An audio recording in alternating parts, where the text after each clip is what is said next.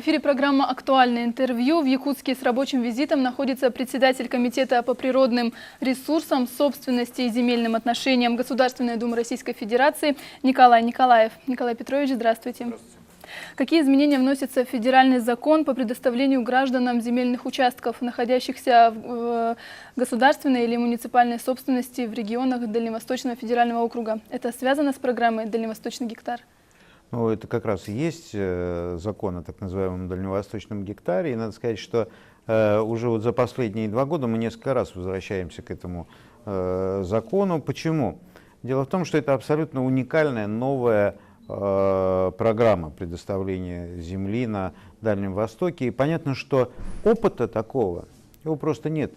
И все изменения, которые вот мы сейчас вносим, они происходят исходя из такого вот, практики правоприменения.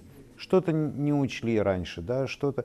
И это такой живой закон, который требует, конечно, дальнейшей своей работы. Почему? Потому что сейчас вот люди уже получили землю. Мы уже видим в самых разных регионах, что образуются даже такие населенные пункты. Возникает вопрос, связанный с дорогами внутри этих населенных пунктов. Какие-то вещи не были учтены с самого начала.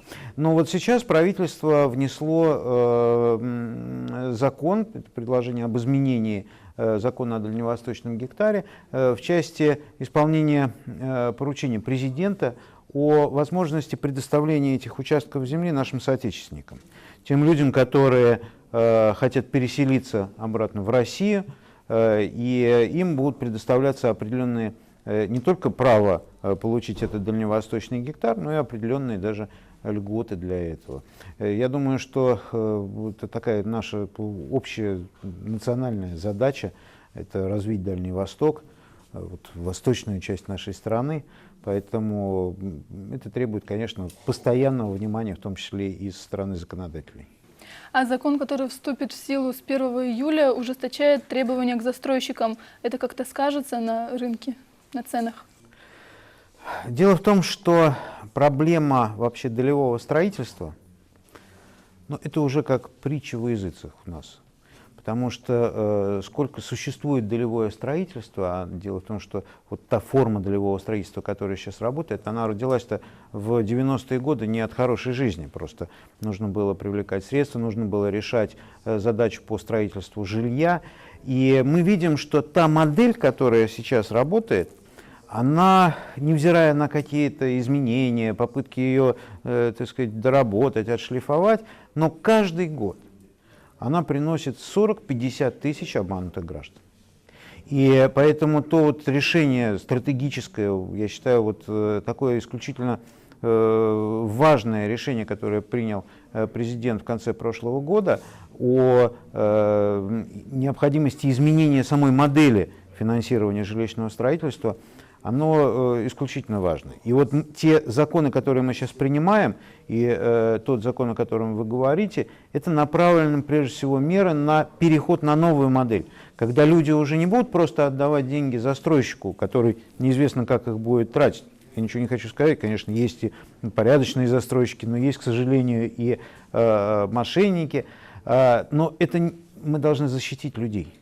И поэтому вот новая модель, она подразумевает то, что все риски будут делить между собой профессиональные участники, то есть это застройщик, банк. А человек, он купил квартиру вот на нулевом цикле, что называется, он в этом случае кладет деньги не застройщику, а на специальный счет, так называемый escrow счет в банке, который, между прочим, будет застрахован в системе страхования вкладов на сумму до 10 миллионов рублей. То есть это будет инструмент, который значительно удобнее, чем вообще депозит в банке. И надо сказать, что деньги гражданина перейдут застройщику только после того, как застройщик выполнит свои обязательства и уже сдаст в эксплуатацию объект. И, конечно же, при вот такой безрисковой системе речь не идет ни в коем случае о подорожании. Скорее, это абсолютно будет прозрачность и стабильность этих цен. Потому что сейчас, когда застройщик начинает проект, честно говоря, он не знает, чем он закончится.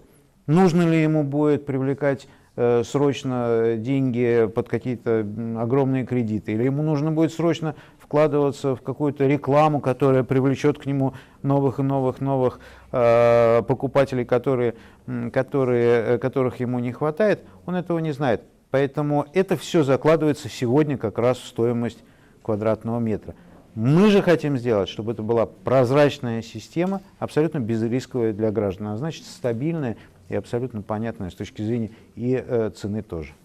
А будет ли поддержана инициатива якутских парламентариев по поводу добычи и реализации мамонтовой фауны? Я когда в первый раз пришел в Государственную Думу 2 года назад, наверное, это один из первых вопросов, которые я получил, потому что коллеги из Республики Саха-Якутия приехали ко мне и вот с этой уже такой болью, можно сказать. Вы знаете, нам очень важно решить эту проблему, потому что пока мы рассуждаем, как ее решить, в какой юридической конструкции или еще, в это время черные копатели делают свое черное дело и тоннами добывают вот этот вот ценный ресурс. Поэтому вот сейчас мы уже, в общем-то, я считаю, достигли такого согласия в общей конструкции этого законопроекта.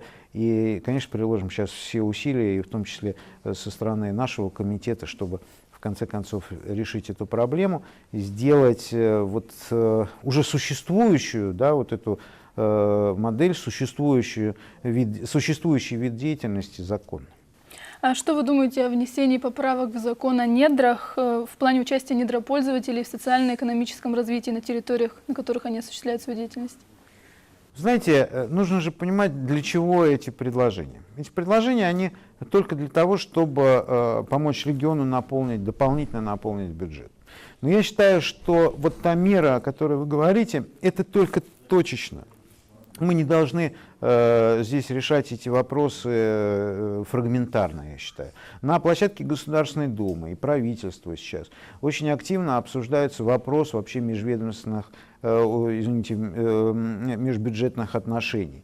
Вот эти вопросы наполнения федерального и регионального бюджета. Я думаю, что мы здесь должны системно подходить, во всяком случае, весь депутатский корпус, ну и правительство сейчас, да, ищут такую вот новые формы взаимодействия между бюджетами региона и федерации, каким образом это исправить, каким образом исправить те недочеты, о которых говорят и регионы, и депутаты. Я думаю, что вот в рамках этой общей работы нужно решать эту задачу.